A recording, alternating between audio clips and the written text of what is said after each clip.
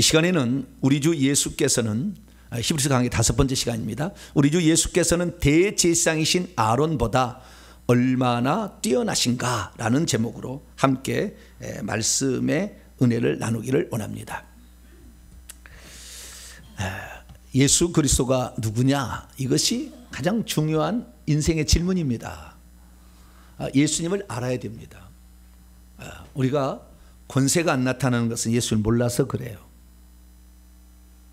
예수님을 제대로 알면 귀신을 쫓아보면 귀신이 반항을 해요. 반항을 안 나가겠다고 버팅그고요. 안 나가. 그런 귀신도 있어요.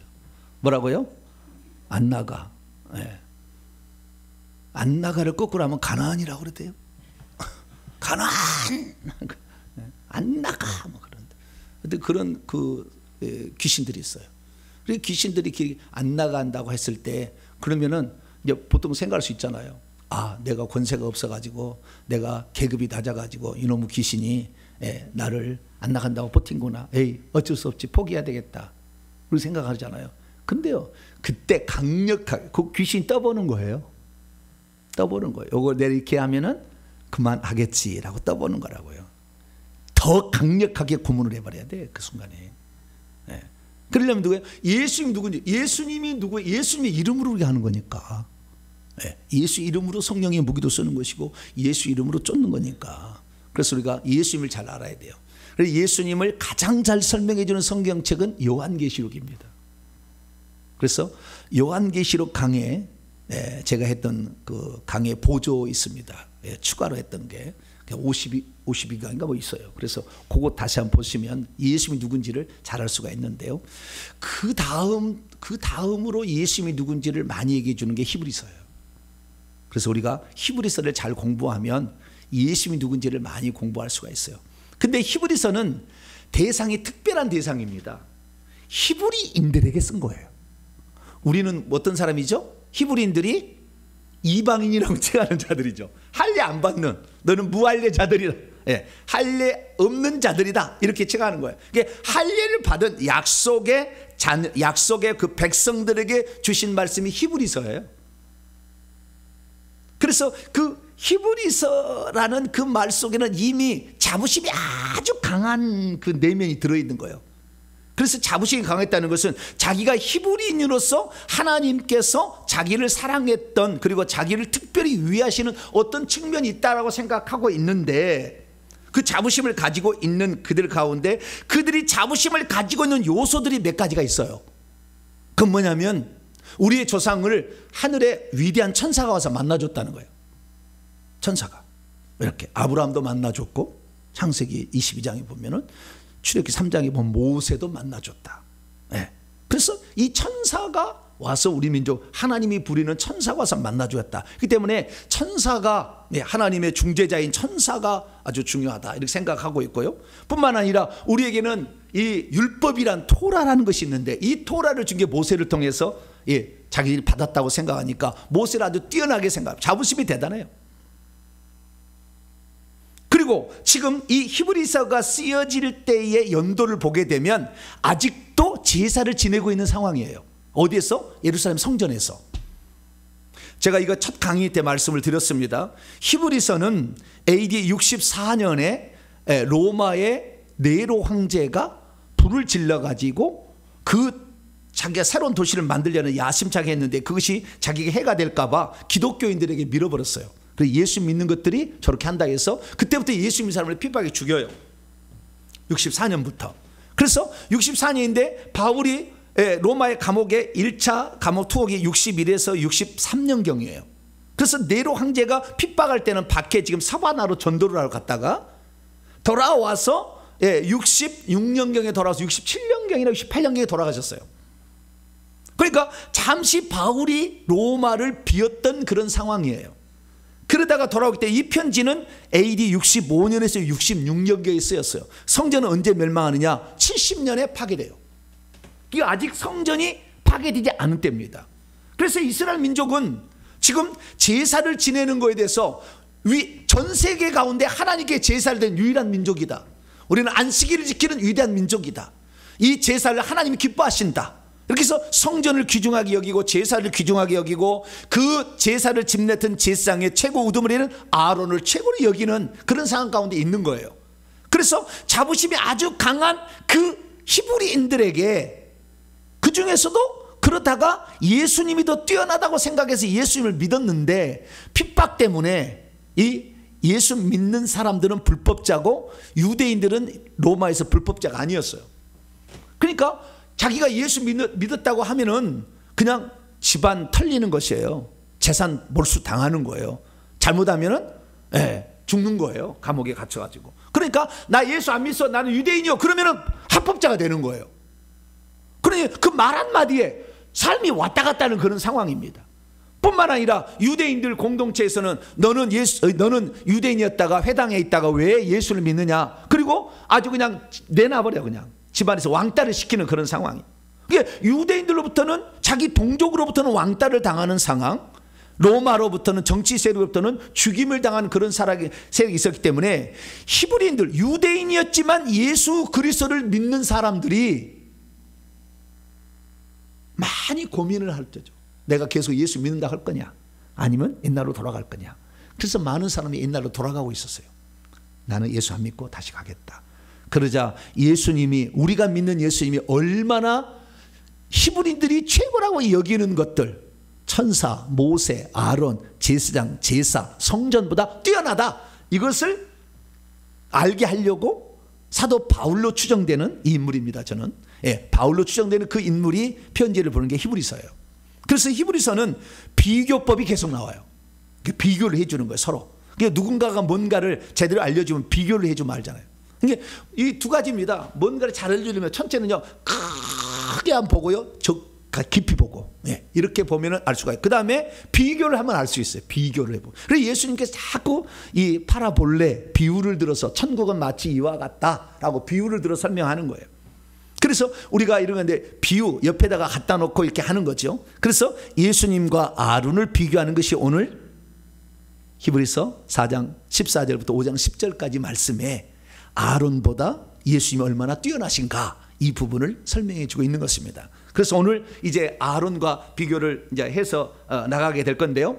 자, 그러면 히브리서 4장 14절에서 5장 10절까지 위치는 어떤 거냐? 히브리서는 크게 서론, 본론, 결론으로 되어 있어요. 크게 1장 1절부터 3절까지가 서론, 그 다음에 13장인데요 13장 한번 열어보세요. 13장까지 1장 4절부터 13장 19절까지 여기까지고요. 20절부터는 이제 인사해서 평강의 하나님이 너희에게 예수 그리스도로 말미암아 영광이 그분에게, 이렇게 인사말 하잖아요. 그래서 이 마지막 끝인사는 13장 20절에서 25절까지, 여기는 이제 끝인사 마지막 말이에요. 그래서 서론, 본론, 결론이겠죠. 그 본론이 1장 3절부터 이제 13장 여기 20절까지 이 말씀, 19절까지 말씀이 결국에 이 본론 부분인데, 이 본론 부분의 한 부분을 차지하는데요. 본론 부분도 크게 두 개를 써요. 왜냐하면 바울이 편지를 할 때는 꼭 먼저 교리를 얘기하고 그 다음에 삶을 얘기해요. 교리, 무엇을 믿어야 될 것인가, 요거 얘기를 하고 그 다음에 어떻게 살아야 될 것인가, 이 두 부분을 꼭 나눠요. 에베소서 그렇고 골로새서도 그렇고 다 그렇습니다. 그런 형식으로 돼 있어요. 그래서 이 교리 부분은 1장 4절부터 10장 19절까지 10장 19절까지 여기까지는 10장 19절인가요? 잠깐만 10장 한번 열어봐요. 18절인가 19절이 맨 헷갈리네요. 18절까지 주요. 10장 18절까지 여기까지는 교리 부분을 얘기해 놓고 있고요. 그 다음에 10장 19절부터 10장 20절 13장 19절까지 여기까지는 생활에 관한, 삶에 관한 부분을 이렇게 나눠놨어요. 그래서 앞부분은 지금 우리가 공부하고 있고, 이 앞부분은 비교를 통해서 얘기를 해주고 있어요. 그 교리를 설명해 주는데, 첫째는 1장하고 2장은 천사와 그리스도를 비교하고, 3장은 모세와 3장 4장은 모세와 그리스도를 비교하고 있습니다. 4장의 요소가 잠깐 등장합니다. 5장에 가면 아론과 비교하고 있어요. 그리고 그 다음에 5장부터 6장까지는 다시 옛날로 돌아간데 경고가 나오면서 7장은 멜기세덱의 아론 지파의 아론의 제사장 지가고 예수님은 멜기세덱의 반차를 따는 제사장을 하고 해서 아론 계열의 제사장과 멜기세덱 계열의 제사장이 뭔지를 7장 8장 이렇게 설명하고 있어요. 7장 8장. 그리고 9장 10장은 제사, 언약, 새 언약 막 이런 거예요.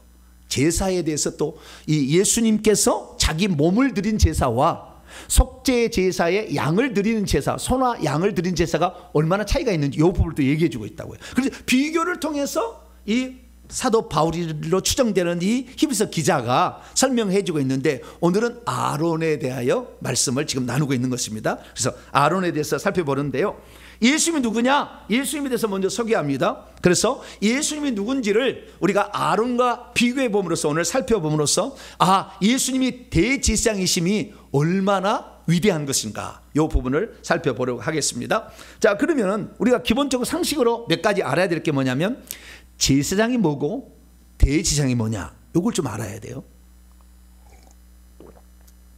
그동안에 새벽 예배를 통하여 그리스도의 율법관 해가지고 의식법 가운데에 성마법과 제사장법, 제사법 이런 것을 통해 제가 이번에 설명을 했는데요, 간단히 제가 그림으로 정리를 좀 해볼게요.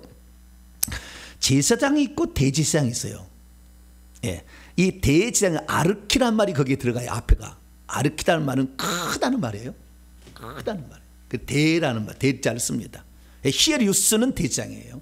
히에리우스가 있고 아르키에리우스가 있는 거예요. 그래서 제사장과 대제사장이 있는데요, 이 제사장과 대제사장은 옷으로 이렇게 차이가 나요. 옷으로 옷 입을 때. 그래서 옷을 보면은 겉옷을, 조끼 같은 겉옷을 입었어요. 대제사장은 그 가슴에는 판결 흉패라는 걸 차고 있는데요, 이게 가장 중요한 겁니다. 판결 흉패를 차고 있는데 그 가슴에는 12가지 보석이 있는데 이스라엘 12지파 이름이 여기 새겨 있어요. 그리고 어깨 위에 이게 견대라고 있어요. 어깨 위에 견대라고 돼 있는데요, 여기 견대, 여기에도 6개 이스라엘 12지파의 호마노에다가 이름을 새겨놨어요. 그래서 이 대제사장은 항상 이 이스라엘 12민족을 내가 짊어지고 가고 있고 내 가슴에 품어야 될 사람이다, 항상 그 생각하고 있다고요. 그러니까 이 민족의 앞길은 내가 어떻게 하느냐 달려있다, 이게 항상 생각하는 거예요. 예수님이 이 땅에 오셔가지고 대제사장이라는 말 속에는 이 세상 모든 민족은 내 어깨에 달려있고 내 가슴에 내가 품는다, 이거죠. 여러분들이 여러분의 가족을 생각할 때 내가 이걸 책임진다. 여러분은 좀 여자니까 좀 하는데 남자니까 저는 그래요. 저는 이 가정은 누가 책임진다? 내가 책임진다. 제가 그랬어요. 저희 집사람이 그랬어요. 뭐라고 하냐, 혹시 개척교회가 잘 안 돼가지고 돈 벌 일 있으면 당신은 일하지 말고 내가 일하고 올게. 내가 집안의 가장인데 당신 일 시킬 수 없어. 나는 보통 지금 교회는 개척교회가 잘 안 되면은 사모님들은 일하시잖아요. 목사님 일하는, 목사님은 새벽에 돼야 되고 뭐 해야 되잖아요. 그래서 아니야, 내가 남편으로서 구실을 못한다면 남자랑 할 수 없지. 내가 당신의 남편이었으니까 내가 그 일은 절대 내가 당신을 안 시키고 내가 하겠어. 내가 마음에 품었다고요. 할렐루야. 할렐루야인지 뭔지 모르겠네, 이것은. 아주가 그런 마음이, 그 뜻이 예수님 이 땅에 오실 때 모든 인류는 내게 달려 있어. 할렐루야. 그 생각을 한 거예요. 책임감이 있어야지 좀. 그래서 이 제사장은 이스라엘 백성의 대표, 그 다음에 제사장의 대표. 왜? 제사장 중에 최꼭대기잖아요. 제사장들이 잘못된 일을 해도 자기가 책임을 진다. 이스라엘 민족이 잘못해도 책임을 진다. 그래서 이스라엘 민족이 잘못했을 때는 내가 제사를 드려서 이 이스라엘 백성의 죄를 속죄해야 되겠다 라고 생각하는 아주 좀 무거운 직책이 대제사장이다, 그렇다는 거예요. 이 대제사장은 있는데요, 제사장이 있는데 제사장은 그냥 세마포 흰옷만 입고 있어요.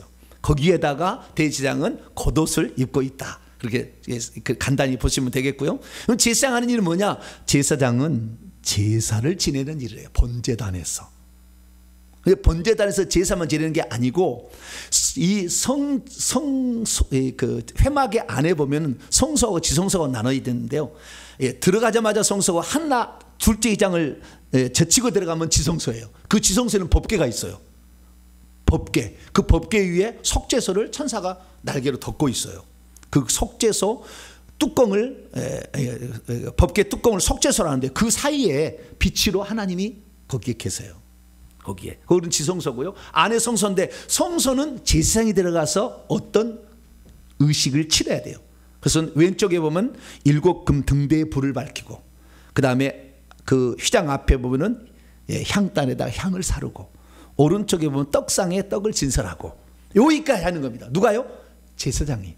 이게 번제단, 밖에 번제단에서 제사를 드리고 그 다음에 안에 들어와서는 3가지 직무를 감당하는 것이 제사장이다. 그러면 대제사장이 뭐냐? 대제사장은 그 지성소까지 들어가서 하는 사람을 대제사장이라고 그러는 거예요. 대제사장. 그래서 대제사장이 있는데 이 대제사장이 지성소에 들어갈 때는 어떻게 들어가느냐? 평소 때 복장은요 저렇게 조끼를 입고 있는 에봇 겉옷을 입고 있는데 지성소에 들어갈 때는 1년에 단 한 번 들어가요. 그러니까 대제사장의 존재 자체가 그 가장 드러나는 시간이 언제냐면 대속죄일 제사 때예요. 대속죄일 1년에 단 한 번 있어요. 그래서 이 대속죄일 제사 때 이 들어가서 제사를 드릴 때는 화려한 에봇을 벗고 들어갑니다. 세마포 머리만 대제사장으로서 관으로 쓰고 있는 것만 다를 뿐이지 일반 제사장하고 다를 뿐이지 그냥 흰 세마포 옷을 입고 들어가서 제사를 드립니다. 왜냐하면 그날이 죄를 속죄하는 날이기 때문에 슬픔을 표현하는 것 같아요. 그래서 그날 화려하지 않고 대속죄일 때만 지성소에 들어가서 피를 뿌립니다. 피를 갖고. 그래서 자기의 손에다가 피를 담아가지고 가서 피를 뿌리는데요. 피를 가지고 뿌리다가 죽을 수 있기 때문에 먼저 향으로 가시려고 먼저 향을 먼저 가서 피워요. 향을 피우고 그 다음에 나중에 피 갖고 뿌리는 거예요. 그것이 이제 대속죄일 제사인데 평소 때하고 그렇게 복장이 다르다라는 겁니다. 그래서 대제사장은 이런 복장을 특별한 복장을 하고 있는데 어깨에 견대에 호마늘 2개가 있는데 이스라엘 12지파 이름이 기록되어 있고 가슴에 12지파가 보석으로 순화해 있다. 1번이 유다 지파입니다. 그렇게 해서 그리고 이 판결 흉패 아까 앞에 보면 판결 흉패라고 있는데 안에가요. 이 흉패 안에는 주머니같이 양쪽에 뚫려 있어요. 양쪽에 손을 집어넣을 수 있어요. 호주머니처럼. 그 안에 보면은 그 우림과 둠밈이라는 2가지 그 돌이 들어있어요. 돌이. 이게 뭐냐면 우림과 둠밈은 이것은 알파와 타우. 그래서 히브리어의 첫 글자 마지막 글자예요. 하나님은 처음과 마지막 시작과 끝이다. 그런 의미도 여기에 들어있으면서 심판하는 거예요. 그래서 이 대지상만 이걸 갖고 있어가지고 정말 어떤 재판을 하는데 정말 알 수 없다. 그러면 하나님께 기도하고 2 손을 넣어서 한 손으로 먼저 착 뽑을 때 흰 돌이 나오면 무죄, 검은 돌이 나오면 유죄라고 그렇게 판정했을 거라고 추정한답니다. 추정. 정확히는 잘 모르겠고 추정한다고 그래요. 아마 맞을 거라고 봅니다. 아마 맞을 거라고. 그래서 이렇게 우림과 둠밈이 거기에 있다는 겁니다. 그래서 정리를 해보면 대제사장의 직무와 제사장의 직무는 약간 다르다는 겁니다. 그러면 대제사장의 직무는 뭐냐? 이스라엘과 대제사장들을 대표하는 사람으로서 짊어지고 가고 가슴에 품 사람으로서 가장 중요한 것은 대속죄일 제사를 관장하는 자다. 이렇게 정리를 하면 됩니다. 부수적으로 우림과 둠밈으로 마지막 재판을 하는 사람이고 그 다음에 최고 공의자로서 백성을 축복하고 그리고 마지막으로는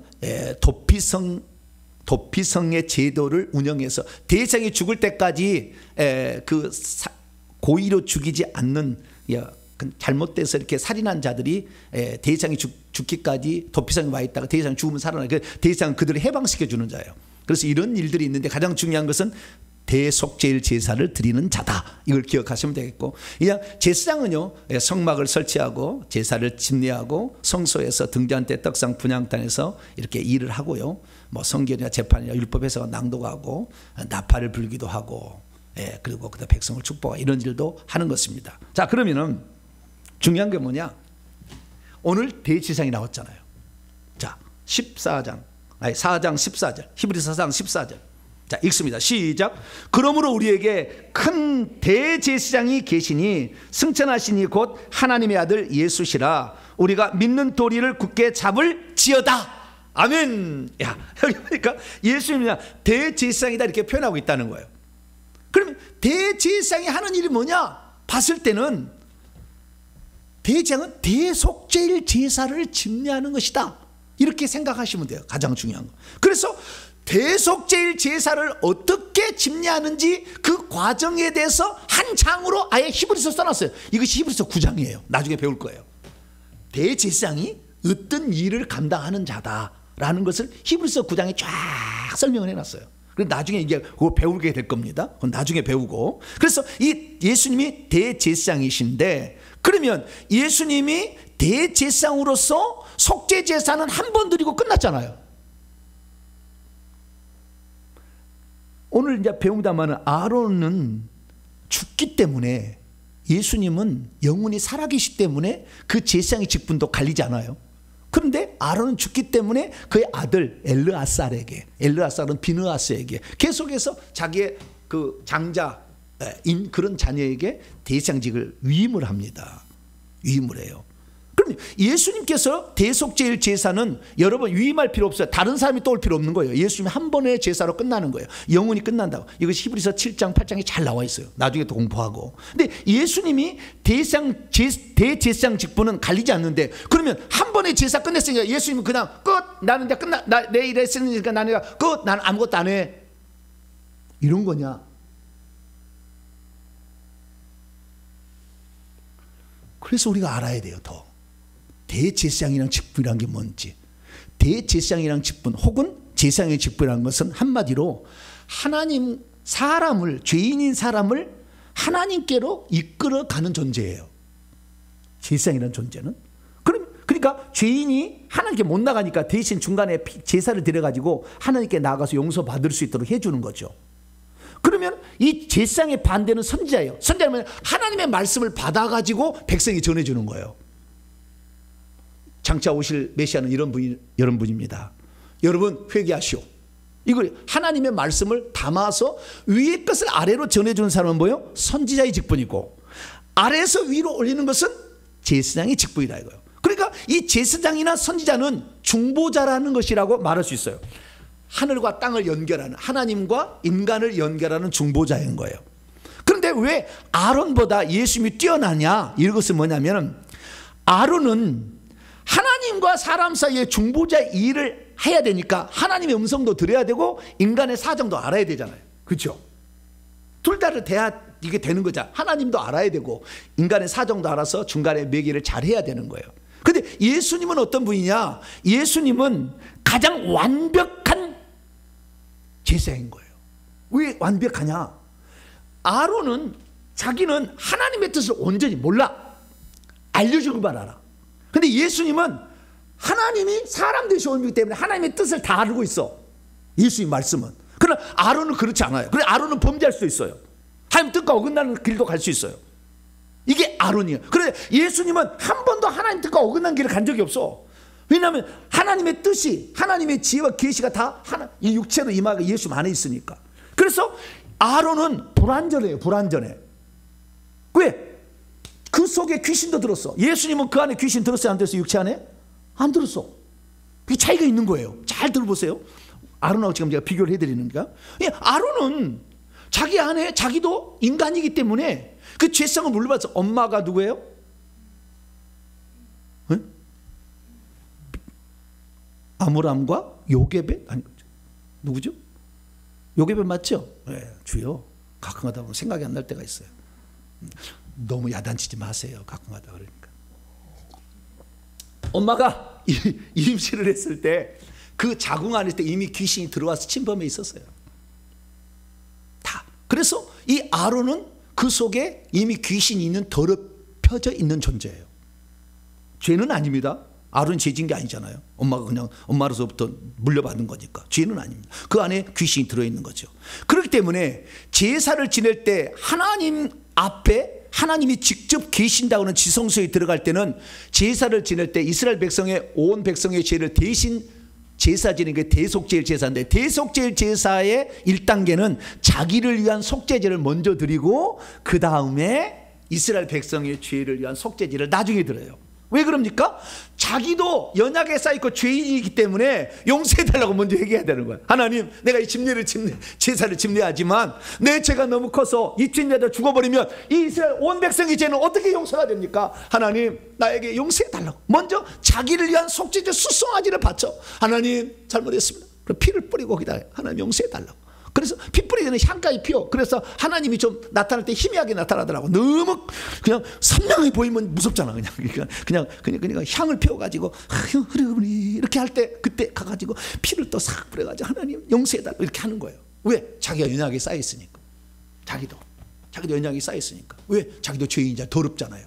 귀신 있잖아요. 더러우니까. 그래서 먼저 자기를 위한 속죄 제사를 드린 다음에 온 백성을 위한 제사를 드리기 때문에 불완전하다, 제사장으로서. 그래서 자기를 위한 속죄제를 먼저 드리고 그 다음에 그 죄를 짓기 때문에 그 안에 들어온 악한 영으로 말하면 인간은 죄를 질 수밖에 없어. 이게 자꾸 유혹하고 이렇게 하니까 그 죄의 대가는 사망이니까 죽기 때문에 계속해서 제사장직을 수행할 수 없어요. 그래서 옷을 벗어서 호르산에서 옷을 벗어서 누구에게 줬어요? 엘리야서 입혀달라고 그러죠. 엘리야서 입혀주고 죽잖아요. 그래서 계속해서 그 제사장 직분을 감당할 수 없어요. 그런데 예수님은 누구냐? 예수님은 완전한 제사장이에요. 왜 그러냐면 하나님이 육신이 되었기 때문에 남자의 씨가 없이 그냥 이렇게 보호된 거예요. 그래서 예수님의 육체 안에 귀신이 없어요. 그러니까 그리고 하나님이 육신을 입은 거예요. 말씀이 육신이 된 거예요. 우리는 흙이 육신이 된 거고 그 상태에 왔고, 그런데 사람으로 태어났잖아요. 동정녀 마리아의 10달을 살았다 그 말이에요. 거기에서 특별한 하나님의 보호하심이 있었죠. 살았고 그래서 태어났다 그 말이에요. 사람으로 산 거예요. 그래서 예수님은 완전한 하나님에다가 완전한 사람이기 때문에 하늘과 땅을 연결하는 가장 완벽한 사람은 예수님밖에 없어. 왜? 그분은 하나님도 되시고 사람도 되시니까. 할렐루야. 그래서 완전한 중보자라고 부르는 거예요. 아론은 불완전한 중보자예요. 그것도 이 제사만 지내는 불완전한 사람이죠. 선지자는 하나님의 뜻을 전달해도 불완전해. 다 옳지 않아. 선지자도 다 옳지 않아요. 근데 예수님만은 완전하다라는 사실을 알 수 있다라는 것이 이제 그 밑에 쭉 나와요. 좀 이따 설명해 드리겠습니다. 그래서 이 불완전하냐, 그 다음에 완전하냐. 불완전하는 자기가 연약에 휩싸여서 죄를 짓는 더럽혀진 존재이기 때문에 항상 자기를 속죄제를 먼저 드리기 때문에 불완전한 걸 표현이 되는 것이고, 뿐만 아니라 계속해서 제사장직을 못한다는 거예요. 물려줘야 한다. 물려줘 계속. 그래서 자기 자식에 물려줬다. 근데 예수님은 오셨지만 영원히 살아계신 분이기 때문에 계속해서 대제사장직을 수행하셔요. 그리고 흠이 없기 때문에 한 번의 제사로 완전한 제사를 드리는 거죠. 그래서 예수님은 완전체시다. 완전한 제사이다. 이렇게 표현할 수 있는 게 첫 번째 차이입니다. 두 번째 차이는 뭐냐? 두 번째 차이는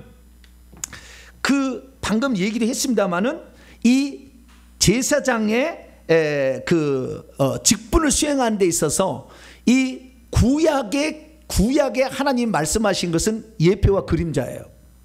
예표와 그림자. 신약은 실체입니다. 예수님이 이 땅에 대속죄의 제사를 드리게 될 때에 인간인 아론 계열의 제사장은 그날 성막, 나는 성전으로 바뀌었죠. 성막으로 들어가서 지성소에 가서 속죄소에다 피를 뿌리는 거 합니다. 동편에, 그 다음에 속죄소 뚜껑에다가 피를 뿌리는 일을 합니다. 이것은 이제 이 땅에 세우는 것이고요. 진짜는 어디에서 해야 되느냐? 진짜는 하늘에서 해야 돼요. 하늘에서. 그 히브리서 이제 9장 10장에 나와요. 하늘에서 이걸 한다. 그래서 하늘에까지 가서 가지고 그 제사를 집례할 수 있는 사람은 인간 중에는 없어요. 그래서 구약 시대에 이 제사장 직분을 수행하는 구약 시대는 이 모형과 그림자에게 한 거이기 때문에 완전한 제사를 예수님만이 할 수가 있어요. 그래서 구약에게만 통용되는 것이 한시적으로 통용되었다는 것이고, 예수님은 완전한 제사로서 영구적으로 그 효과를 미칠 제사를 드렸다는 측면에서 이 아론하고 비교가 되는 엄청난 차이를 가지고 있다, 이렇게 말할 수가 있습니다. 그러면 아론은 그러면 형편없느냐? 그렇지는 않죠. 아론이 제사장 될 수 있었던 것은요, 그냥 되는 게 아니에요. 하나님이 너는 제사장이라고 하라고 지명해서 임명을 했기 때문에 가능한 겁니다. 그러니까 아무나 이 제사장의 존귀를 취할 수 없는 거예요.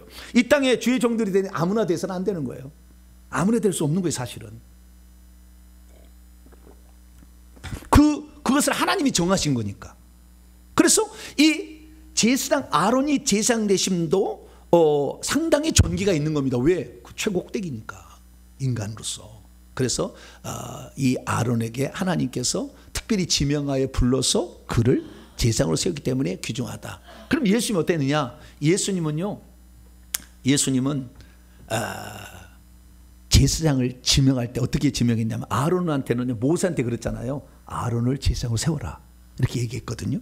그러면 예수님은 어떻게 했으면 제사장 되었느냐? 그것은요, 시편 110편에 예수님이 태어나기 1000년 전에 다윗에게 그 예수님을 제사장으로 세우는 장면을 환상으로 보여줬어요.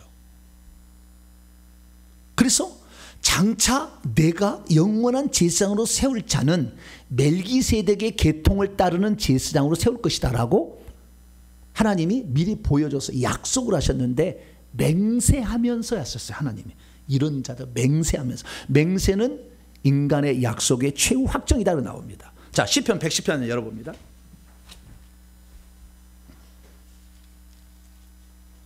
시편 110편. 다윗이 1000년 전에 이걸 본 거예요.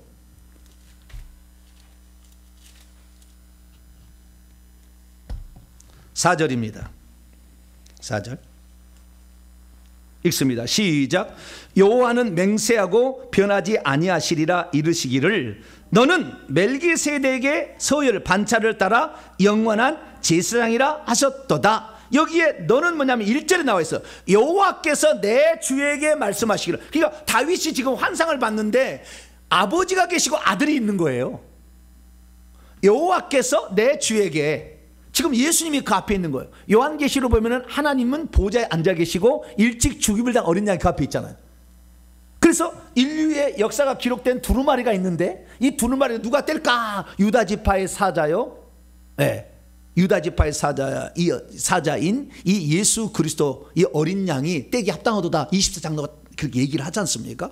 그러듯이 지금 그 장면이 나온 거예요. 그 장면을 언제 봤다고요? 1000년 전에, BC 1000년 전에 이거 본 거예요. 그래가지고 이 예수 그리스도께서 장차 대제사장으로서 그 직무를 수행하실 것을 다윗이 미리 봤는데, 이것은 하나님의 맹세한대요. 4절을 보니까, 4절 보세요. 여호와는 맹세하셨으니 변하지도 아니할 거다. 반드시 멜기세덱의 반차를 따르는 영원한 제사장을 세울 거다 라고 하나님 맹세를 한 거예요. 우연히 된 게 아니고. 그래서 예수 그리스도의 제사장 되심도 하나님이 지명한 거죠. 아론도 모세에게 너의 형 아론을 제사장으로 세우라 그렇게 지명했지만, 이 지명인데, 그러면 차이는 뭐냐? 이 흠이 있는 자가 아론이고 예수님은 흠이 없는 자고, 특별히 예수님은 하나님의 아들이에요. 아들이라는 것은 하나님으로부터 나온 하나님이라는 뜻이에요. 뭐라고요? 하나님으로부터 나온 하나님이라는 뜻이 아들이. 우리처럼 나와가지고 무슨 게 아니라 하나님부터 나온 거예요. 나온 거. 그래서 하나님부터 나온 또 하나님, 이런 뜻이지. 많은 사람이 아들이라고 그러니까 아버지와 아들은 원체 다른 이렇게 생각하는데, 하나님부터 나온 하나님이니까 똑같아요. 이렇게 보시면 돼요. 그래서 그 아들이신데 이 아들을 하나님께서 제사장으로 세우신 것이다라는 겁니다. 그래서 이 둘 사이에도 차이 있는데, 똑같은 것은 하나님이 지명하여 이 사람을 제사장으로 삼겠다라고 얘기를 한 겁니다. 그럼 이제 많은 사람이 히브리서 뒤에 가면은 이런 논쟁을 하는 거예요. 그러면 다윗은 아브라함보다 1000년 뒤의 사람이거든요. 그러면 제사 때보다 500년 뒤의 사람이에요. 아론보다 500년 뒤의 사람이에요, 다윗은. 그러면은 하나님께서 예수님을 제사장으로 세우고 아론보다 훨씬 더 뒤에 예수님이 나왔으니까, 그러면 아론 제사장이 높지 않는가, 멜기세덱보다, 이렇게 얘기하는데, 그래서 예수님의 제사장 되심을 비교를 해주는 게 7장이에요. 7장이 뭐라고 배우냐면은, 아론 계열의 제사장은 BC 1446년경에 세웠다, 이렇게 얘기합니다. 그런데 그 전에 하나님께서는 제사장이 어떤 직책을 수행한다는 것을 미리 알려준 게 창세기 14장에 아브라함 때 나타나는 멜기세덱 왕이에요. 그래서 히브리서 기자는 아론 제사장이 뛰어나다고 생각하지만 히브리인들아, 그게 아니라 원래 제사장의 오리지널은 아브라함을 축복하러 왔던 멜기세덱이라는 제사장이 있었다. 그것이 바로 제사장의 원천이다라는 거예요. 원천. 그러면 그 멜기세덱의 제사장하고 아론 제사장의 제사장은 어떤 차이가 있느냐? 아론 제사장은 제사를 드리는 거잖아요. 근데 멜기세덱이 나타난 제사장은 어떤 제사장이냐면은 아브라함을 축복하고 있고요. 그 다음에 아브라함에게 떡과 포도주를 공급하고 있어. 그때 그것을 보고 있던 아브라함은 11조를 바쳐. 그런 관계예요. 그러니까 이 진짜 원래 대제사장은 뭐냐면은 자신의 것을, 살과 피를, 생명과 속죄를 주는 자로서 등장하고 있어요. 원래. 그래서 이것이 성찬식으로 표현되는 거거든요. 예수님이. 그래서 많은 사람들이 아론이 먼저 있고 예수님이 뒤에 나왔으니까 아론이 더 뛰어나다 생각하는데, 아론 뛰어난 게 아니에요. 약한 거예요. 제사만 드릴 뿐, 자기 피도 아니잖아. 예수님은 자기 몸, 자기 피, 자기 살을, 몸을 드렸잖아. 몸을 드렸잖아. 살과 피를 다 드렸잖아. 네, 이것이 원래 오리지널인 거예요. 여기는 염소, 여기는 동물이죠. 동물. 여기는 사람이고 다르잖아요. 여기는 죄 있는 사람이지만 여기는 흠없는 하나님의 아들, 하나님이시잖아요. 그렇기 때문에 다른 거예요. 그래서 이 아론과 그 다음에 이 예수님을 비교함으로 히브리인들아, 너희들이 최고라 여기는 대제사장 아론은 예수님에 비하면 아무것도 아니야. 너희들이 다시 옛날로 돌아와 지금 아직 제사가 드려진다고 제사를 드리는 것은 다 모형과 그림자일 뿐이야. 그건 완전치 않아. 그렇게 죄 없어지는 게 아니야. 그건 약속일 뿐이야. 실체가 와서 이루어야지. 그 실체가 예수 그리스도니 그 예수 그리스도만을 붙잡고 가라. 할렐루야. 그것이 바로 오늘 히브리서 4장 14절에서 5장 10절까지 지금 히브리서 기자가 말하는 내용의 핵심입니다. 자, 그럼 이제 정리가 됐죠? 정리가 됐으니까 이제 물어 들어왔어. 주여, 서론하다가 시간 다 갔네. 주여. 네, 핵심을 알아야죠. 여기만 책만 부지런히 읽는다. 물론 책 부지런히 읽으면 좋겠지만, 이렇게 알았어. 자, 나가봅니다. 자, 그래서 히브리서 4장 14절, 우리에게 있는 그 제사장이 어떠냐? 얼마나 뛰냐? 큰이라고 했죠. 큰이라고 했죠. 메가스라는 말은요, 위대하다는, 최고다 이거. 대제사장 중에서도 최고다 이렇게 얘기하고 있고요. 그 다음에 승천하신 이라고 되어 있는데요, 헬라 원문은 그렇게 안 되어 있습니다. 이걸 잘 아셔야 돼요. 승천하신 이가 아니고 하늘들을 통과하여 이미 가신 채 있는 분. 하늘들을 통과하여, 첫째 하늘, 둘째 하늘을 통과해서 셋째 하늘에 하나님 보좌가 있는데 그 셋째 하늘까지 가신 분이에요. 그런데 이 셋째 하늘까지 간 사람이 많지 않아요. 그리고 예수님이 최초로 간 거예요. 부활체를 입고. 구약에 어느 누구도 못 갔어요. 다 낙원에 있었어요. 최초의 그 보좌까지 간 거예요. 그리고 그 다음에 따라갑니다. 그래서 하늘들을 통과하여 가실 수 있는 것은 그분이 완전하시고 죄가 없으시고 그분의 제사는 완전하다, 이런 것을 표현해 주는 겁니다. 그래서 하늘을 통과해 가신 채 있는 부분, 위대하신 대제사장, 그분이 누구냐? 하나님의 아들 예수님이다. 그 예수님에 대한 신앙 고백을 굳게 붙잡으라. 아론을 통해서 제사를 지내는 것은 희미한 그림자를 붙잡은 것이고 예수님은 진짜를 붙잡은 것이니 너희들 진짜를 붙잡아야 돼. 할렐루야. 그렇게 히브리에서 히브리에다 기독교인 된 사람이 돌아가려고 하는 사람을 지금 가르치고 있는 겁니다. 그러면 예수님의 대제사장은 그러면 어떤 거냐? 이렇게 생각할 수 있어요. 자, 두 가지를 여기서 다 한번 생각해 보는데요. 제가 설명을 해드릴게요.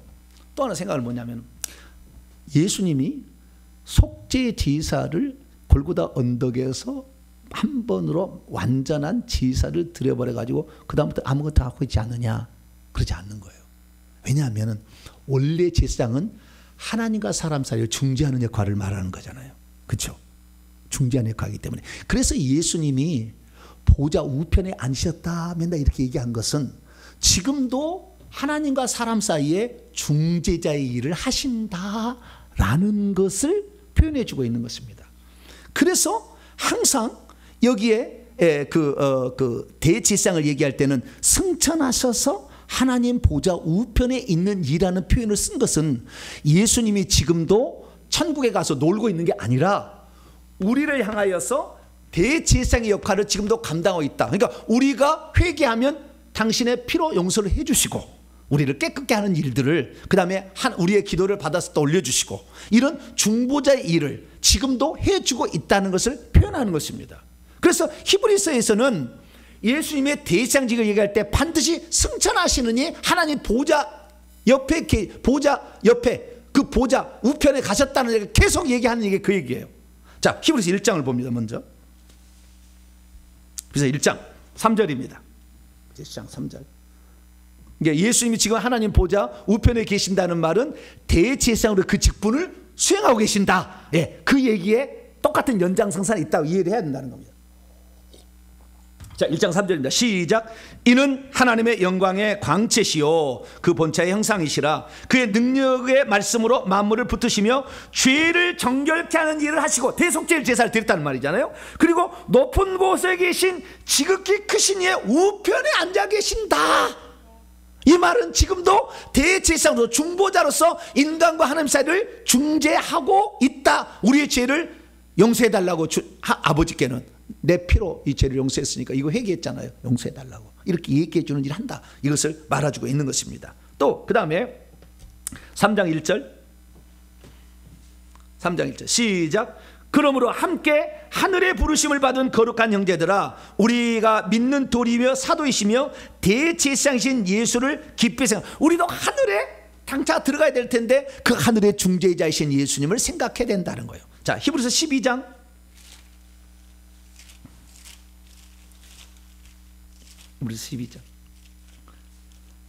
2절입니다.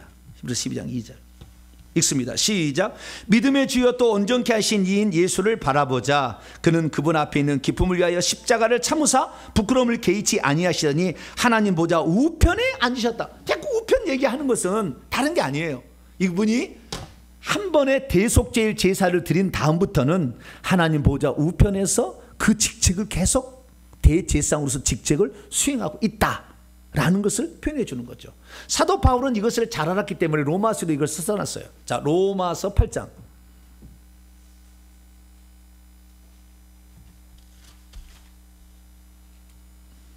로마서 8장. 우편에서 뭐하냐 이게? 우편에서 뭐하냐? 8장 34절. 우편에서 하는 일이 뭐냐? 그 중에 한 가지를 여기 얘기하고 있죠. 34절 시작. 누가 정죄하리요? 죽으실 뿐 아니라 다시 살아나신 이는 그리스도 예수시니 그는 하나님 우편에 계신 자요 우리를 위하여 간구하. 그러니까 우편에 있다는 것이 놀고 있다는 게 아니란 말이에요. 지금도 중재하고 있다. 예수의 피의 효력이 계속 미치도록 그래서 제사함도 일어나고 깨끗해지고 또한 우리가 기도하면 그 기도를 하나님께 올려드리는 일들을 계속하고 있다라는 거죠. 자, 히브리서 7장에 이걸 더 자세히 나옵니다. 히브리서 7장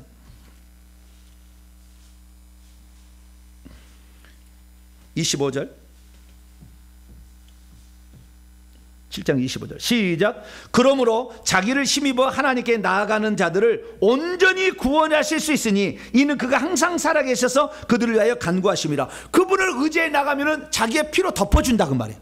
영원히 덮어주기 때문에 누구든지 예수를 힘입어 나오는 자들을 구원하실 수가 있다. 할렐루야.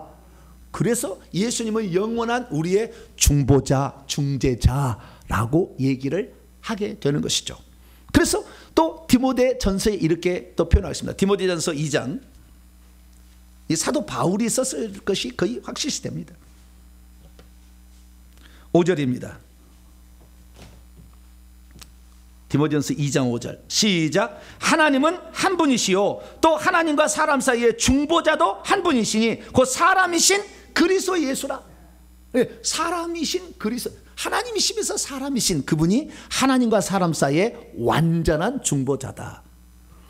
예수님은 하나님이시기 때문에 그 우편에 계시는데요, 이 세상의 모든 사람들의 다 이야기를 다 하세요. 아론은 자기 들은 것만 알겠지. 자기가 들은 것만 알겠지. 그런데 예수님은 다 알고 있어요. 예수님은 CPU가 무한대예요. 뭐라고요? 무한대. CPU 586 아니에요. 하다가 뻑뻑뻑뻑 하다가 그냥 아이고 안 되겠다 팍 다운돼 버린 게 아니에요. 우리 주님은 다운될 리가 없어. 할렐루야. 절대 모든 전산 업무가 다 일어날 수 있는 분. 모든 걸 다 아셔. 사람의 심장과 피부까지 다 살피는 거예요. 네. 하나님만이 알 수 있다. 귀신은 몰라. 귀신은 경험으로 아는 거예요. 경험으로. 무당은 자기가 경험으로 아는 거예요. 그러나 하나님은 그렇지 않아요. 그리고 예수님은 다 우리의 사정을 다 아셔. 여러분들이 기도하면은요 너무 염려하지 않아도. 제가 처음에 교회 나갔을 때 18살에 고등학교 때 교회를 나갔는데, 아니 그 교회 고등부가 말이죠, 이 남자반 여자반에서 20반인가 됐었어요. 한 반에 7명씩 이렇게 있었는데, 그 중에 그 교사가 돌아가면서 기도를 하는데, 하나님 이곳에 오셔서 우리 예배를 받아달라고 막 그래. 그래서 내가 속으로 했어요. 아니 이곳에 오면 옆에 교회는 예수님이 못 가고 여기 오면 어떻게? 주님께서 뜻대로 오시다 보시고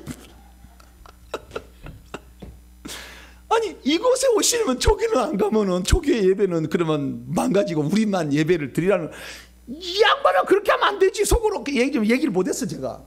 예, 내가 좀 야단을 치려고 했는데 어떻게 이제 학생이 이제 들어가서 야단을 치겠어요. 예, 왜 CPU가 무한대인지를 몰랐지 내가 그때는. 예, 나하고 인간이냐고 똑같은 줄 알았지. 그래서 듣는 것만 듣잖아 자기가. 인간은요 자기 듣고 싶은 것만 들어요. 모든 소리가 엄청 많이 들리는데 자기가 듣고 싶은 것만 들어. 희한해. 귀때기가 이 희한한 장치가 달렸나 봐요. 자기가 듣고 싶은 것만 듣고 절대 안 들어. 유튜브 그렇게 봐도 전법에 먹어서 안 들어. 예. 어쩌다가 걸렸다는데 모르죠. 주님이 자기가 듣고 싶은 것만 들어. 안 들어. 안 들리는 거 희한해. 예. 근데 하나님은 다 듣고 있어요. 할렐루야. 다 듣고 다 사정을 하세요. 다 알고 있는 거. 그래서 그분만이 완전한 중보자다. 할렐루야. 근데 그 완전한 중보자 이렇게 하니까 이제 이렇게 생각하잖아요. 자, 그러면 이 중보자의 조건은요, 하나님도 돼도 사람도 돼야 되잖아요. 자, 히브리서 5장 1절입니다. 사람도 돼야 돼요. 사람도. 자, 히브리서 5장 1절 시작. 대지성마다 사람들 가운데서 택한 자이므로 하나님께 속한 일에 사람을 위하여 예물과 속지 않은 제사를 드리게 하셨다. 사람이어야 돼. 왜냐하면 사람의 사정을 알아야 제사를 드릴 때 안타까운 마음, 쓰라린 마음, 안타까운 마음 이런 게 알 거 아니에요. 그래서 사람이어야 그걸 안다는 거예요. 근데 이제 이렇게 생각할 수 있어요. 아론은 지도 죄를 지었기 때문에 제사 드릴 때마다 하나님 나도 죄인입니다. 근데 이 사람들의 죄도 많은데 나도 죄인이잖아요. 나 불쌍히 여기듯이 이 사람도 불쌍히 여기세요. 이렇게 제사를 드렸다고 쳐. 근데 예수님은 죄가 있어요 없어요? 없잖아요. 죄는 없으시니라.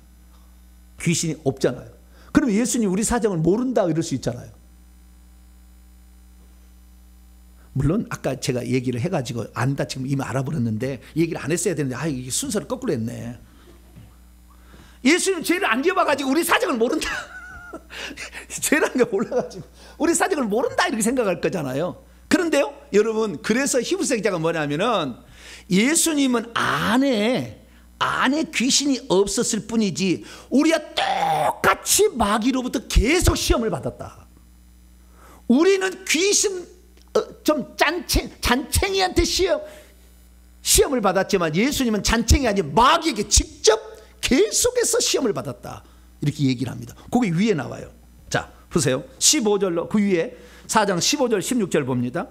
우리에게 있는 대지상은 우리의 연약함을 동정하지 못하실 리가 아니요 모든 일에 우리가 똑같이 시험을 받으시니로되 죄는 없으시니라. 그러니까 예수님도 똑같이 시험을 받았다는 거예요. 죄의 유혹에 계속 악한 영이 밖에서 역사했겠죠.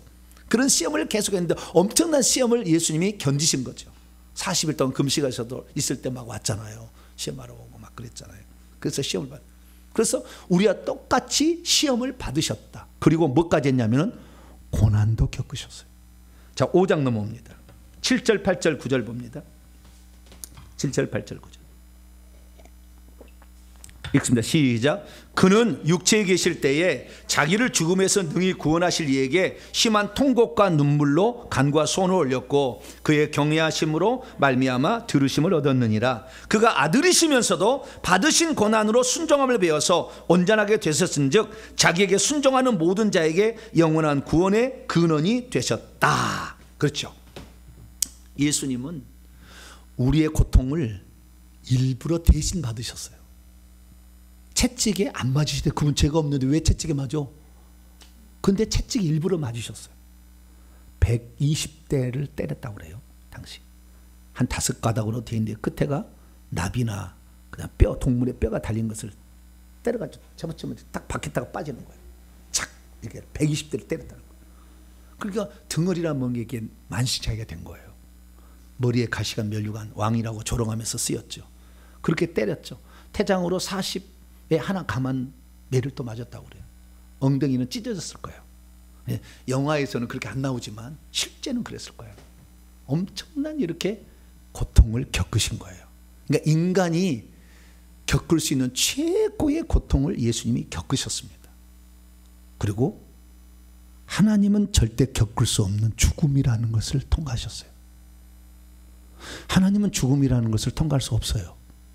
하나님은 생명이기 때문에 사망이 죽음을 이길 수 없습니다. 어둠이 빛을 이길 수가 없어요. 그런데 하나님은 일부러 불을 껐어요. 예수님이 불을 껐어. 왜? 그렇지 않으면 인류의 죄를 속할 방법이 없으니까. 그래서 하나님은 한 번도 경험하지 않는 죽음이라는 것을 스스로 선택하셨어요. 그게 얼마나 예수님께서 그러는 것을 처음 경험하시는데, 하나님이시다 할지라도 그런 걸 처음 경험하시는데 이게 과연 어떻게 될 것인가에 대해서 얼마나 불안하고 두려웠을까도 생각하셔야 돼요. 하나님, 사람이었으니까. 하나님이지만. 그래서 여기 뭐요? 그래서 겟세마네 동산에서 땀방울이 핏방울이 되도록 기도하실 수밖에 없었던 것은 하나님께서 처음 경험하는 거잖아요, 지금. 그래서 심한 통곡과 눈물로 인류를 위한 하나님의 사랑이 이처럼 큰지, 하나님께서 자기 아들을 버려야만 하는 것인지에 대해서 할 수만 있으면 이 잔을 내게서 지나가게 해달라. 그러나 내 원대로 마옵시고 아버지의 뜻대로 되기를 원한다. 그래서 인간의 가장 심오한 고뇌를 예수님이 겪으셨어요. 그래서 인간이 겪을 수 있는 최고의 고통 예수님이 경험했잖아요. 그리고 인간이 버림당한다는, 아사셀처럼 버림당한다는 엄청난 엘리 엘리 라마 사박단을 외칠 수밖에 없었던 그 하나님도 버림당에 대한 그 엄청난 분리에 대한 압박감, 그 중압감이 예수님이 왔던 거예요. 이것보다 더 큰, 이 세상에요, 희망이 사라지는, 버림당하는 이런 아픔, 저는 큰 아픔이 없어요. 우리는 어릴 때 고아가 되는 일을 참 사랑해 줘야 돼요. 부모로부터 버림당했다는 사실 자체가 얼마나 큰 상처인지 몰라요. 상상으로 나는 그걸 측량을 못할 것 같아. 보니까 그분들 얘기를 들어보면 측량이 안 돼. 우리는 그냥 좀 못 먹고 살았어도 부모 밑에 살았잖아요. 응? 못 먹고 살았어도. 그러나 그런 부모가 나를 버렸다는 어떤 그런 그 생각은요, 일평생에 가슴이 부들부들 떨려. 이런 게 있는데, 예수님은 그러한 아버지로부터 한 번도 떨어져 본 적이 없잖아요. 근데 그분이 떨어졌잖아요. 12시에서 오후 3시까지. 낮 12시 오후 3시. 엘리 사막단이 12시 오후 3시 내 영혼을 맡깁니다. 그때까지. 그래서 우리는 예수님이 중보자로서 자격이 없다 말할 수 없다는 거예요. 인류가 받을 수 있는 최고의 고통과 최고의 중압감을 예수님이 경험했기 때문에 히브리서 글을 써놓은 거예요. 예수님은 하나님의 아들이니까 십자가 지는 거 이거 식은 죽 먹기지 마, 그렇게 안 했다는 거예요. 이 이야기가 우리를 위하여 원래요, 어떤 구약 제사의 희생 제물이, 고난받는 희생 제물이 어디 있어요? 채찍에 맞고 뭐 이거 어디가 있냐고요. 다 흠없는 걸 그냥 드리지. 그러나 예수님이 그 채찍에 맞으신 것은 이사야 53장 5절 말씀처럼 채찍에 맞으신 우리를 낫게 하려고. 할렐루야. 우리의 질병을 치유를 위해서 주님이 일부러 그 고통을 겪으셨으니 우리 주님은 우리의 중보자로서 합당하고도 남는다. 할렐루야. 그분이 죄가 없어서 안에서도 죄의 충동만 안 나올 뿐이지 더 큰 시련과 시험을 받았다라고 얘기를 하고 있는 것입니다.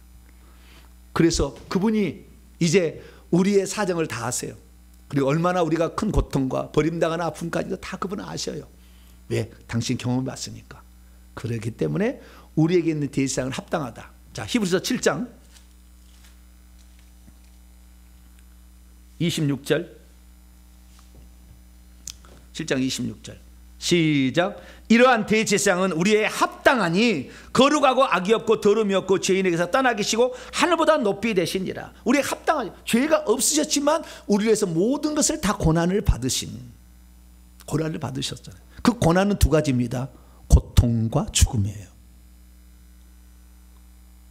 고통과 죽음, 그 두 가지를 다 고난이라고 하는 건데, 이 고난을 겪으셨어요. 자, 히브리서 2장 9절. 그래서 2장 9절 시작. 오직 우리가 천사들보다 잠시 동안 못하게 하심을 입은 자 곧 죽음의 고난, 죽음도 고난이에요. 죽음의 고난 받으심으로 말미암아 영광과 존귀로 간을 쓰신 예수를 보니 이를 행하심은 하나님의 은혜로 말미암아 모든 사람을 위하여 죽음을 맛보라. 예수님이 아버지로부터 버림당하고 예수님이 죽음을 선택하신 것은 우리의 죄값을 처리하기 위한 것으로 그랬다, 그 말이에요. 자기 죄 때문에 그런 게 아니라 우리는 예수님께 영원히 감사해야 돼. 예수님 안 해도 돼. 그렇게 하나님 말씀 한마디로 그냥 제산 받았다가 끝내도 될 수 있는데, 하나님은 당신 능력이 있으니까 마음대로 할 수 있으니까 그렇게 살 수 있을 줄 아냐. 하나님은 직접 고난을 받으시고 버림당하는 아픔을 견디시면서 우리를 살렸으니까 내가 너희들 위한 그 사랑을 너희들은 잊어버리면 안 된다 얘기하시는, 그것이 성찬식이에요. 성만찬. 내가 널 위해서 피 흘렸어. 내가 널 위해서 사람 돼서 죽은 거야. 잊어버리면 안 돼. 인간들아, 절대 잊어버리면 안 된다 이거.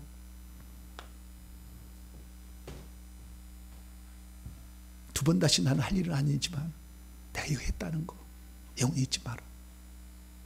그렇게 얘기한 거예요. 그래서 예수님이 죽음의 끝은, 아니 고난의 끝은 죽음인데 그 죽음을, 우리 죄를 용서하시려고 그런 것이고, 뿐만 아니라 또 하나 그 밑에 있어요. 14절 15절 히브리서 2장 14절 15절 시작. 자녀들은 혈과 육에 속하였음에 그도 또한 같은 모양으로 혈과 육을 함께 지니심은 죽음을 통하여 죽음의 세력을 잡은 자 곧 마귀를 멸하시며 또 죽기를 무서워함으로 한평생 매어 종나는 모든 자들을 놓아주려 하심이라. 아멘. 여기에 보니까 마귀를 멸하시면 쓸모없게 하시며, 뜻이 쓸모없게 하시며 효력이 상실되게 만들었어요. 그러니까 마귀가 우리를 지배하고 있는 것을 예수님께서 십자가에 죽어서 우리 죄값을 담당하심으로 마귀가 우리를 지배할 수 있는 권한을 박탈시킨 거예요. 그러니까 우리가 회개하면은 귀신아 너 나가 얘기할 수 있는 거예요. 내가 요즘 얘기합니다.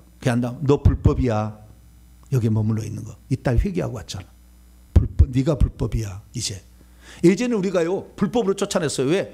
회개도 안 하는데 막 쫓아냈거든. 나가 안 나가 안 나가 불러치게 나가. 아이고 어쩔 나갈게. 그런데 다시 들어와. 왜냐 우리가 불법을 저지른 거예요. 왜? 회개도 안 하는 막 쫓아냈잖아. 근데 지금 왜 회개하는데 안 나가? 네가 불법이다. 할렐루야. 네? 제일 좋은 말이에요. 뭐라고요? 네가 불법이야. 네? 너 불법 침입죄, 불법 거주죄 얘기할 수 있어 이제. 예전에는 그냥 회개도 안 하고 가서 귀신 쫓아달라고 막 그랬어요. 그러니까 귀신이 왜 나를 불법으로 쫓아냅니까? 막 그랬던 거예요. 예수님이 십자가의 죽으심으로 우리의 죄값을 다 담당했으니 우리는 요한시 1장 9절 말씀에 따라 자백함으로 깨끗게 된다. 할렐루야. 자백하면 귀신을 내보낼 수 있는 권한이 주어진다 라는 우리가 알고, 그래서 귀신을 내보낼 수 있게 되길 바랍니다. 다시 히브리서 5장 넘어와서, 그래서 이제 읽어보면 답이 다 나오는 거예요. 그래서 예수 그리스도께서 우리를 위하여서 대지상이 되신다는 것은 대속죄 제사를 지냈을 뿐만 아니라 지금도 하나님 우편에 살아계셔서 우리의 고난받고 시험당하고 어려움당함을 다 하시고 피할 길도 내게 하시고 도와주시고 일을 하실 뿐만 아니라, 우리가 그전에는 하나님께 오지 못했는데 이제는 하나님께 바로 와서 아뢰일 수 있도록 그 막힌 땅까지 허물어 준 거죠. 그래서 하나님의 보좌가 예전에는 무서운 심판의 보좌였는데 지금은 은혜의 보좌로 바뀐 예수 피 때문에. 그것이 히브리서 4장 16절의 말씀입니다. 히브리서 4장 16절 시작. 그러므로 우리는 긍휼하심을 받고 때를 따라 돕는 은혜를 얻기 위하여 은혜의 보좌 앞에 담대히 이제는 보좌 앞에 나아갈 수가 있다. 왜? 예전에는 죄가 많아서 못 나갔지만 예수의 피가 덮어주잖아요. 그러니까 예수의 피가 덮어주니까 하나님은 우리의 죄를 발견할 수가 없죠. 그러니까 우리가 은혜의 보좌에 나가는 거예요. 예전에는 심판의 보좌였어요. 자, 시편 하나 찾아봅시다. 시편 9편. 구약 시대는 무서워서 벌벌 떨어 이사야가 가도 맞아 벌벌 떨었어요. 내 화로다 죽게 되었도다 막 그러잖아요. 하나님 만나니까. 네. 옛날에는 그렇게 거룩한 선지자도 하나님 벌벌 떨었어요. 시편 9편 7절 8절까지. 시편 9편 7절 8절 시작. 여호와께서 영원히 앉으시며 심판을 위하여 보좌를 준비하셨도다. 공의로 세계를 심판하시며 정직으로 만민에게 판결을 내리시도다. 그러니까 하나님 무서웠어요. 자, 7장 시편 7편 11절과 13절까지 읽어봅시다. 시편 7편 11절에서 13절까지 시작. 하나님은 의로우신 재판장이시며 매일 분노하시는 하나님이시로다. 사람이 회개하지 아니하면 그가 그의 칼을 가시며 그의 활을 이미 당기어 예비하셨도다. 죽일 도구를 또한 예비하시며 그가 만든 화살은 불화살들이로다. 무서워요. 구약시대는. 이사야도 벌벌 떨었어. 벌벌 떨었어. 하나님 무서워. 죄를 심판하셔. 죄를 심판하셔야만이 마귀도 심판할 수 있는 거예요. 하나님이. 마귀 심판하려고 공의가 있는 겁니다. 네, 마귀 심판하려고. 만약에 우리에게 심판하지 않냐고 마귀만 심판, 마귀 참수해버려. 왜 하나님 이렇게 불의하게 하냐고. 그러면 통치할 수 없는 거예요. 우주를. 그래서 우리가 죄 지을 때 하나님 심판하는 거예요. 네. 그런데 그 심판하는 하나님이 예수님이 올라가서 보좌 우편에 계실 때부터는 심판을 못하고 우리에게 은혜를 베푸신다. 왜? 예수 피 보고. 할렐루야. 얼마나 좋아.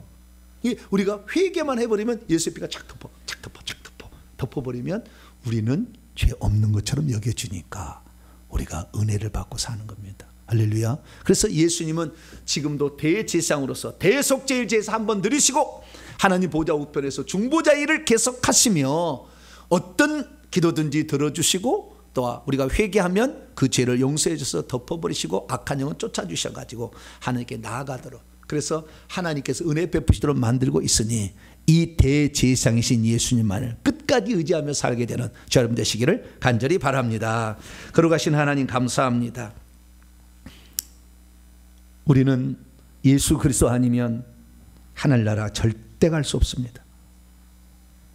거룩하신 그 빛이신 그분 앞에 더러움이 어찌 갈 수 있겠습니까? 그러나 우리가 갈 수 없는 것을 아시고 하나님이 친히 오셔서 우리의 죄값을 지불해 십자가에 죽으시고 고난 받으셨습니다. 이제는 그 예수님 힘입어 하나님께 나아갈 수 있게 되었사오니 예수님만 가슴에 늘 품고 사랑하며 나를 위해서 어깨에 짊어지고 나를 어깨에 짊어지고 나를 가슴에 품고 지금도 우리의 중보하시는 예수님만 사랑하며 죄짓지 말고 죄지었으면 빨리 회개해서 악한 영이 우리를 지배하지 않도록 하는 저희들 되게 해 주시옵소서. 우리 주 예수 그리스도의 이름으로 기도하옵나이다. 아멘.